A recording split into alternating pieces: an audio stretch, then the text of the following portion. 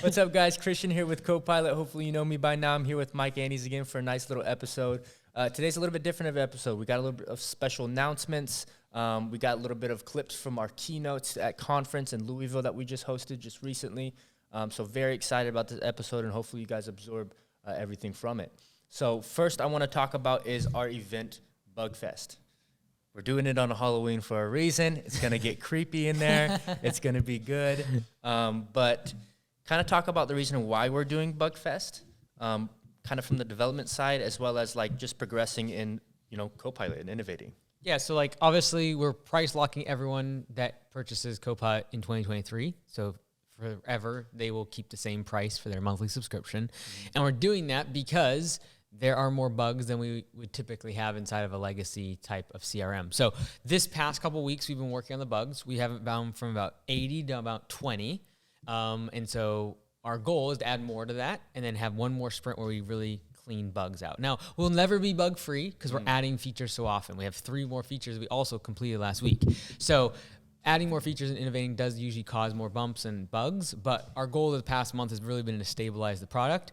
And in doing so, it's really, really been helpful for the users and just the overall load speed and just page things being more stable. Yeah. And so our goal at Bugfest is to get the core users that are really, really intensely using the product and find the bugs, and we will reward them for it because they're really helping us build this. And so I appreciate the users kind of as a community helping us build the product, and we want to reward them for that.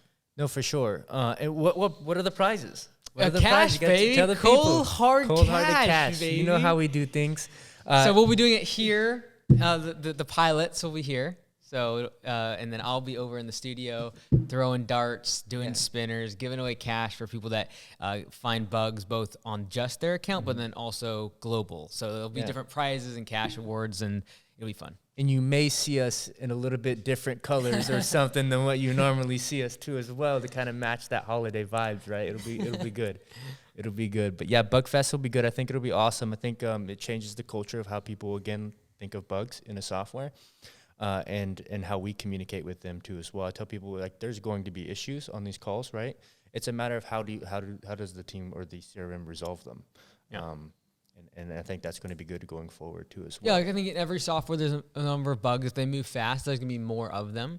Mm-hmm. But how we communicate about bugs in terms of having the flight log where people can see what we're working on, and we actually just updated that recently. You probably don't have it on your list, but we updated it so that you can actually see where it's at in the process, and it has a label now. I did see that actually. It's a little bit better. Yeah, I thought that was cool. Because it was a little bit confusing in the past. But now you can see what we're working on. And so our goal is like when someone has a support issue, it's not that I have the least amount of support tickets. There's always going to be bugs or problems using software. But it is how we deal with them. How quickly do we get to it? How open and transparent are we about it? And so we're trying to make it where when someone reports a bug, every single one that comes in, we do talk about it. Mm-hmm. It's not like we just brush stuff under the carpet. Yep. And so I hope that the culture of Copilot, as even as we grow, is that if there's a bug, we address it, we fix it. It's not like it goes for years and you're just having to create workarounds. I hate workarounds with all my guts, and that's why we ultimately created Copilot, because of so many workarounds. And so finally, like this whole process, if we just challenge this entire thing of how we're doing it and actually created a solution instead of doing a workaround, we'd be able to cut the time it's taking us in half. And so that's really what we're working towards. Yeah, and I think people are really appreciative of the way that we attach their email or however they like their get communicated with when that bug gets fixed. They get notified like, hey, thank you for putting this bug in. And we're improving that. There's still a lot of room for improvement there. No, sure. No, absolutely. And we plan on doing more Bugfest, correct? Yeah, down the road, like every probably 3 to 6 months, we'll do a Bugfest, I think. We'll try and mix it up in terms of how we do them for the community, but we want to make sure that we are always taking sprints to clean ourselves up in terms of the software, because there's just so much we have on our feature backlog and roadmap.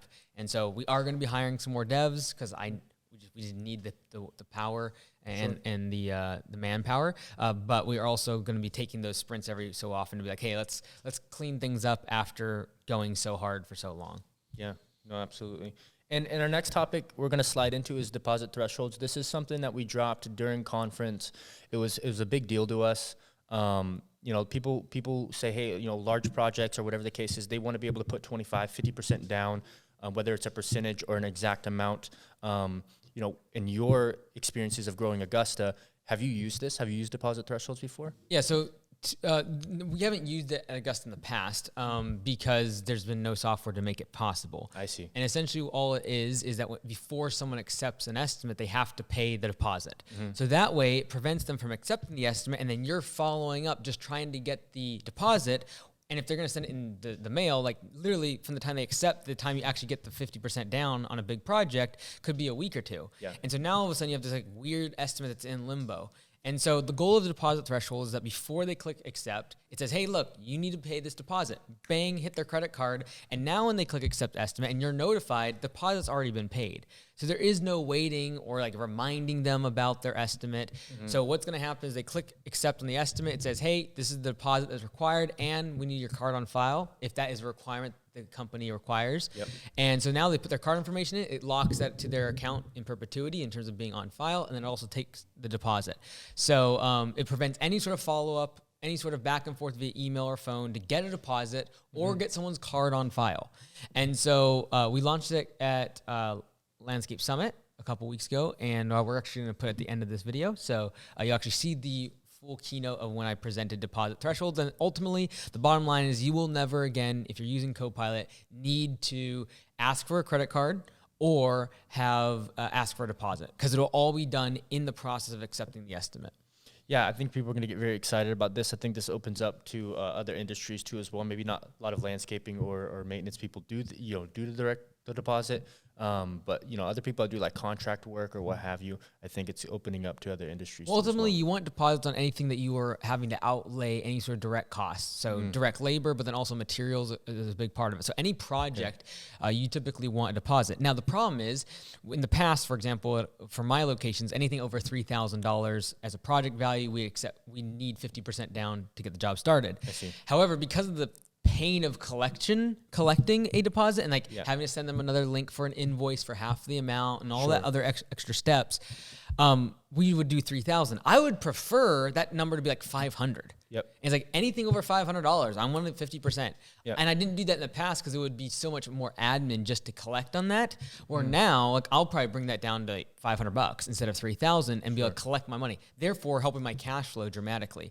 Also helps if someone is like, hey, I'm super busy. I don't even want to touch someone's property until I pay the whole bill. Well, it's really easy. Deposit threshold, just make that 100%, which means you want 100% of the payment if it's above $1 as the invoice, as the estimate. So you could literally use this as a way to do prepayments as well. So is this a setting that you can set up just like in most things like automations and stuff in our software for everybody globally, or is it, and then you can do it at the customer base? Both, yeah. So you can set it for your whole database and your whole company, and then each individual customer you can individualize what deposit thresholds you want to have. Yeah, people are very appreciative that they voiced that on my calls too as well, that the innovation that we do these updates, they're optional.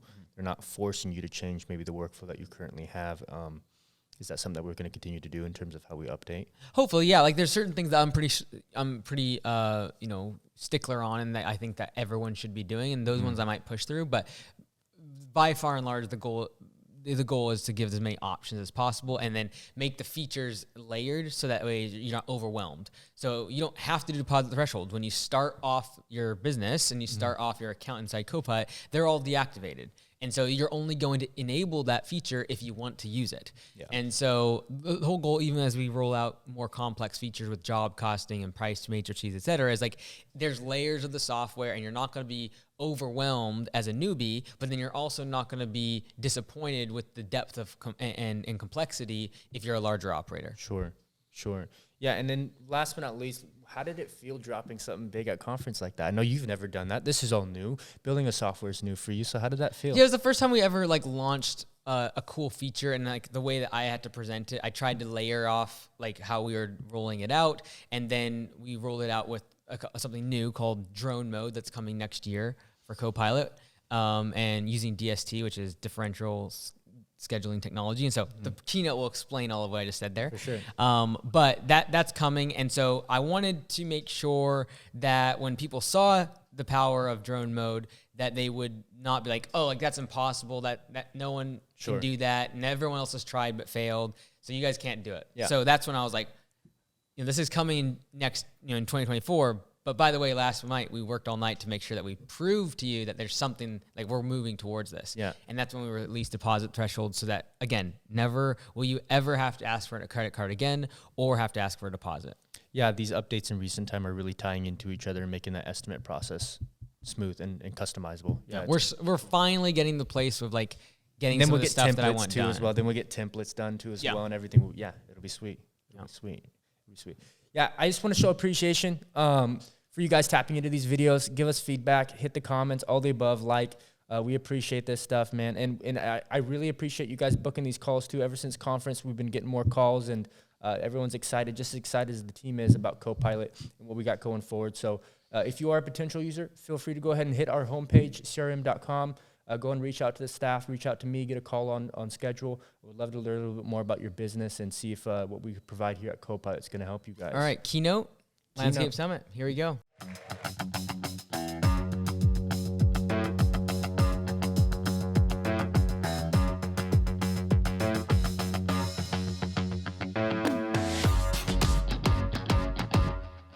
Let's go ahead and finish strong. We got a few more talks.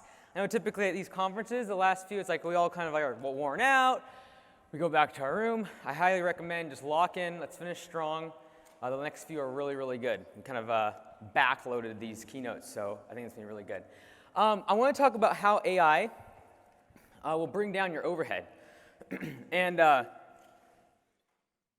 obviously AI has been a buzzword the past year and a half or so, but I want to talk specifically for our industry, for our businesses, what exactly it's going to do. So how this presentation will make you money is to show you how to remain price competitive and get more profitable. And I know a lot of people are worried about being able to be price competitive because of a lot of competition. You say there's other people that are paying people under the table, all these other reasons as to why I need to be price competitive in my market, but yet I still want to make more profit. The overhead of having an office. This is why something like CallBoss is so important, and that is to be able to utilize the place of an admin and an assistant without having to shell out this kind of overhead. So for example, if you actually break down the cost and the overhead of having an office, the office rent, let's just call it an extra $1,500 per month in addition to what you would already have to pay for just like blank storage space. Okay, so let's just say if it was $1,500 for blank storage space, just like on an empty lot, versus $3,000 a month to have a building, et cetera, so you could have an office person inside of it. If we assume office utilities of $300 a month, again, pretty conservative, because if you have like Ethernet and you have good internet and water and cable, or you have sewer, et cetera, it's easily over that, but let's just be conservative here. If you have different types of software and the equipment required, like computers, you got to change those bad boys out every couple years. That costs, let's just call it $300 a month. Training costs here is significantly lower than actual based upon the data I have, but I want to be conservative here and say $1,000 a month to train new office people. The retention of an office person is actually lower than that of a general manager in our industry. If you look at industry averages, keeping someone in the office is significantly less than a year usually in terms of turnover. And the problem with that is the office person takes significantly longer to train because they have so much more information that is required to be effective at their job than the person out in the field, that if they just say, okay, here's the job. I've trained you how to mow. I've trained you how to edge. Follow the job notes. Mow, edge, blow. Got it. With the office, there's 100,000 different things they're required to do if they're actually going to be effective in terms of answering calls, answering emails, running payroll, sending out estimates, answering objections, having complaints and customer service problems. These are so many different aspects that an office admin person is required to have in order to be effective. So $1,000 a month is extremely conservative, in my opinion, in terms of the cost to train that person extrapolated across a year. Let's just assume you pay them $20 an hour. At $20 an hour, you aren't going to be getting someone that can work solo, by the way. You will have to pay that person significantly more. But let's just be very conservative by saying $20 an hour. All right? So if you're just trying to hire one person in the office, we're looking at $7,100 per month in extra overhead just by having the admin assistant. Someone in the office to be able to take calls, emails, and do everything in the business from an admin's perspective. This is why, from 200,000 to 800,000, you have financial stress. Because after 200,000, you start needing an admin to help you. And so once that need is presented and you spend this kind of overhead, your profit margins get crushed. In a case study here, someone I actually talked to recently, back in 2021 on Zero Turn in a video, we went down and interviewed him. And at the time, in 2021, he was just doing over 200,000 in annual revenue. In 2022, he did a Zero Turn, or a business boot camp, and he did $500,000 in annual revenue and $135,000 in profit. However, in 2023, he's on track for about $750,000 in revenue, but his profit is only $35,000. The reason for that is because he hired an operations manager, an office manager, and he had to move outside of his garage where he was literally running a $500,000 business with 2 or 3 trucks. So that increase in overhead is literally exactly the difference between these two numbers, 135 and the 35, that 100 grand, was exactly the cost of his office manager, his ops manager, and the cost of the upgraded shop space. And this is, in my opinion, where AI and technology will dominate over the next 10 years. That is before robotics take over mowing. Now, I put taking over mowing in quotes because I don't believe this will happen. The same way that in 2002, Roomba was introduced. All right? In 2002, if you were in the cleaning industry, you thought your life was about to come to an end.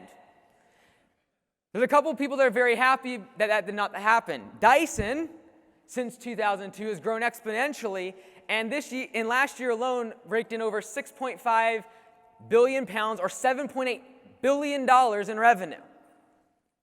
Also, there's 1.2 million, twice as many landscaping companies and operating in 2022, and that increased by 7.7% year over year. And the Roomba has been around for 20 years. So if anyone tries to convince you that robotics, and in this industry of mowing specifically, is going to somehow put you out of business, they were the person in 2002 that would have been switching industries from cleaning because it was about to take over their business. And guess what they would have missed out on? $7.8 billion. When we look at the technology and AI of what we've already looked at in the sales process that you're going to follow, going from a estimate request form being submitted all the way to a job being scheduled. We already talked about technologies that have been in place to be able to skip these steps of this process to avoid the leakage in the sales process. Because again, we can patch these all we want. We can try to call people back fast, and I think you should. We can have automations to make sure that a credit card gets on file, and we should. But if we can eliminate those steps completely and consolidate the sales process, it will prevent leakage at every one of those steps, and it will not necessarily affect your close ratio. But remember, I think close ratio is a pretty pathetic way of tracking your lead efficiency. And that is the entire system, not just one step that we so anally are trying to measure and manage. So we talked about over-the-phone estimates, or OTP. And this technology is like 15, 20 years old. You go into Google Maps, you can do these little pins, and you find out exactly the area of the lawn to be able to do an estimate over the phone. That meant that I'm able to skip the step of assessing the property. I don't need to go there and see how tall the grass is. I don't need to go there and see how big the lawn is. I can just give the price over the phone. So it skipped that entire step completely and allowed you to give it a quote in minutes versus having to wait a couple days to go visit the property, route them in, make sure you do it after work, and then send them the quote a couple days later. We talked about yesterday about AI databasing people's pricing is something that's very expensive, but it's possible, and that is to basically make a database of every single customer in your market and literally do OTP over the phone, i.e. measure every single property in your market. It will cost you a lot of money, but it's possible, and you will get more accurate. If you really wanted to do that, you can. Don't recommend it. It's very cost prohibitive. However, using AI, using tools like Simple Estimate, you can get to a much more accurate price without the customer even having to call you, therefore reducing the need for an overhead position that's costing you a lot of money, as we've already covered.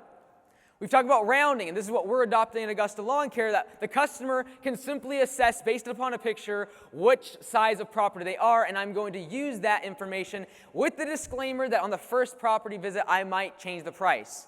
And I guarantee you, more than 95% of people, it'll be just fine. And if it's a couple dollars off, I'll raise it next year on my price increases. The last piece of technology is what I want to talk about today. And this is something I'm pretty excited about. We've been working on for quite some time. That's at Copilot, and it's called DST. And I'm going to come back to what DST is in just a moment, but first I want to look at what the old-fashioned way to schedule jobs looks like. This is what the process is. Send the customer an estimate, and in this case, the customer is now on their client portal, and they're going to accept or ask for changes, work change orders if they wanted to, but we're going to assume that they're going to accept this estimate. And this estimate has a mowing or a recurring service, but it also has a $5,000 sod install. And in this case, in this example, I require 50% deposit on anything over $3,000. So therefore, before I can really schedule this job, I need $2,500 as a deposit. Good. Why? Because I need to make sure my cash flow is good. I'm not going to go buy $2,000 worth of sod, soil, and direct labor, i.e. your COGS, cost of goods sold. I'm not going to go spend that on someone's property without first getting my deposit to cover those expenses. So it's a very good thing that you take your deposit. However, this is the old-fashioned way of scheduling jobs, and it starts with the customer accepting this estimate. Then I'm going to get an automated message back to the customer saying, thank you for scheduling this estimate. We really appreciate it. We will get in touch with you as soon as possible. We will get you on the schedule. Let's go. And that can be automated. Some people will do that manually. Then the next email is going to come across and say, hey, we need your credit card. Oh, and by the way, we also need a deposit. Please click on this link. Please sign in to your client portal. Please add a credit card on file. Oh, and here's the invoice that we need you to pay. Clear as mud. Then, now that they've paid the deposit, now they've put a card on file, let's hope so, over the next couple days, now your scheduler is going to email them a date of service. Not only for the mowing, which in this case is this top part saying, hey, we're going to be coming on this specific day, plus or negative 1 day based upon the weather. And, by the way, here's the estimate you've accepted for your sod install with all the different detailed line items to avoid any sort of, I never saw it on the estimate. So that's why you put all that information right there, and then you tell them below, here's the date that we're going to be showing up your property, and that has been done by your scheduler, who should be able to look at your dispatch board, at your calendar, and be able to know exactly when they can put them on the schedule. That's the old-fashioned way. But I want to show you today what the Copilot way looks like in the future to be able to schedule jobs. And never again will you have to ask a customer for a credit card on file. Never. Because they will never be able to accept or do business with you without first putting their credit card on file. Also, you will never have to wait to collect a deposit ever again. Because when the customer clicks accept, they'll be having this box that simply asks for their credit card information and tells them exactly what the deposit amount is based upon the rules that you've put on the back end of the system. So in the back end of the system, I would simply put that I want 50% down of any estimate that is accepted above $3,000. Therefore, it knows exactly the deposit amount that is required in order for this job to get scheduled.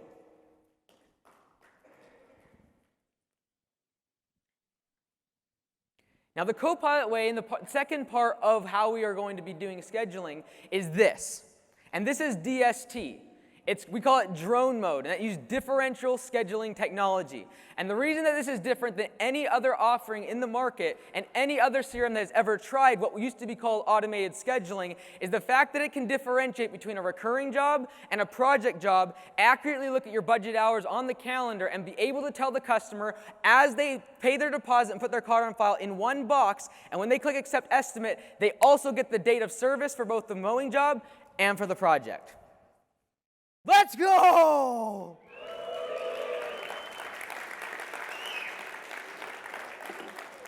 So as soon as that box pops up, they pay their deposit, it captures that credit card information, slides that in their client portal because they're already in their client portal when they're looking at the estimate, so they don't need to log into it. As soon as they click that, now the job is accepted, and when it comes to you, it's on the schedule, deposit paid, credit card on file. You don't see it until it is. The next thing that's going to pop up is this. Thank you for accepting your quote. Your mowing is scheduled at your property on Tuesdays, plus or negative 1 day for weather and scheduling. Your sod install is scheduled to begin August 18th. We will arrive between 7 and 8 a.m. You will be notified if this schedule changes. And every part of this will be customizable by you as the business owner if you need to make changes to this. And this is going to be coming in 2024. Let's give it up for the DST.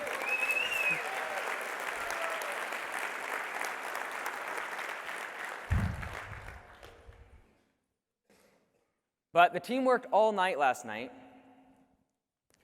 to prove that this is not too good to be true. Because, like, you mean I'm never going to have to send an email saying, hey, please update your credit card, or, hey, like, you put your credit card on file, but now we're taking it off, you took it off, and now we can't do the job, or, hey, Mr. Jones, I know you accepted your mowing quote, but we need you to put that card on file before we can do the job next week. No longer will be you scrambling and trying to get a deposit for 50% because you need the work put on tomorrow's schedule, but because they want to send a check for the 50% of a $40,000 job, you don't get either A, you don't get the deposit before starting the work, or you're going to go ahead and just risk it all and just start with absolutely no deposit whatsoever. I'm excited to announce that you will never need to ask for a credit card again. You will never need to wait to collect a deposit. Those steps of the sales process have been completely eliminated. And I'm excited to announce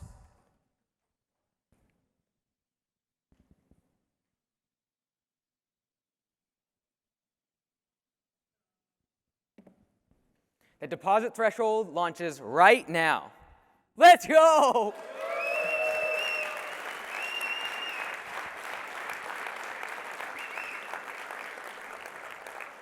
So if you open up, everyone's using Copilot, it's in your estimates in the settings part. It's turned off right now, so you can customize it later and be able to edit it just like you see here. And it is putting in the estimate total threshold. What dollar amount do you require a deposit? What percentage? And you can also change this to a dollar amount. So you could literally, if you wanted to, make this prepayment as well by making 100% as the deposit. So all of that will be integrated, and you'll be able to customize all of that. We'll be working on part 2 of DST, which is drone mode, and that will be coming out in 2024. Now the fine print, because when I say stuff about Copilot, everyone's like, you're selling Copilot. Let me be very, very clear. I've said this over and over again, and that is we need till the end of this year to catch up in terms of technology and when it comes to CRMs. I've been very consistently saying that. We need all of 2023 to catch up. In my opinion, Copilot will not be something that I'm proud of until the end of 2024. And by then, I do believe it will be obvious that we are the leader in this industry, and the trajectory of what we are doing is far in excess and greater than anyone else in this field. There's a lot of bumps and bruises along the way. We've been moving really quickly. There's a lot of bugs. This week, for example, we have 70 bugs we're squashing over the next 3 weeks. There's been a lot of hurdles, like time stuff goes down, and like all-nighters that we've spent working on this stuff, not just to create the features, but like I'm learning this stuff. And so please don't think this is a sales pitch. Use Copilot if you believe in what we're doing in the long, long term.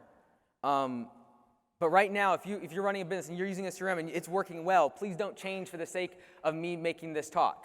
Don't change for fancy bells and whistles and even cool things like we just talked about. Make the right decision for your business. There's a lot of issues that are with Copilot because I'm new to this game, and our team of 20, we work hard, but there's still issues with it.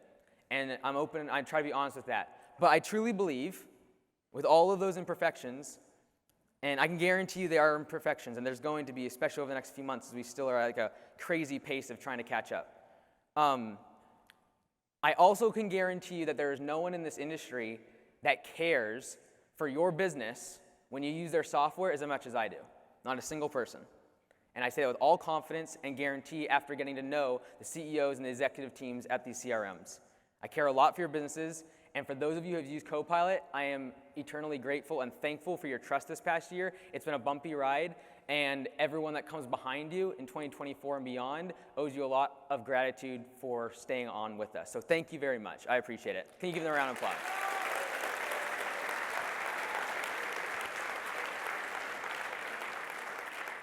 If you could actually stand up if you're already using Copilot, I do want to actually recognize you and just appreciate you. Can you please stand up if you're using Copilot currently? Cool. Thank you so much. Can we give them a round of applause?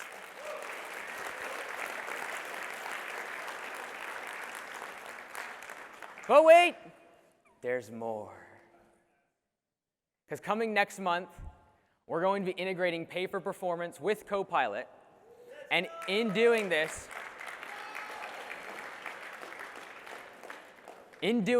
you'll have your employees the ability to be able to see exactly how much they will earn in their day, and it'll look just like this when they log into their app. They'll see all their visits on a thermometer, and as they complete them in Copilot on P4P, they'll be able to see what they're earning on pay for performance. It'll also have a live, as you can see here on the bottom, their rate. This is a test account. This person was making $1,400 an hour because I was clicking complete very quickly. But they will see exactly what their hourly rate is live time, and as they click complete in Copilot, update in P4P, so that they know how much they made, quote unquote, per hour, because that's the metric they all know in their brain, and they'll be able to have the reinforcement of compensation as close to performance as possible. It's been something I've wanted for years and years and years, and I'm eternally grateful for everyone that has supported that vision, and I'm extremely excited to be able to show this to you next month. Thank you very much.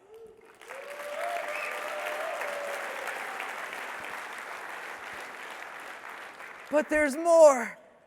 Also coming in June, as most of you in P4P have seen, we've been working on something called Achievement Awards. We have not launched this yet, but it's going to be coming in June of 2024, and it is going to be the ability to be able to reward employees for things outside of just the compensation of P4P.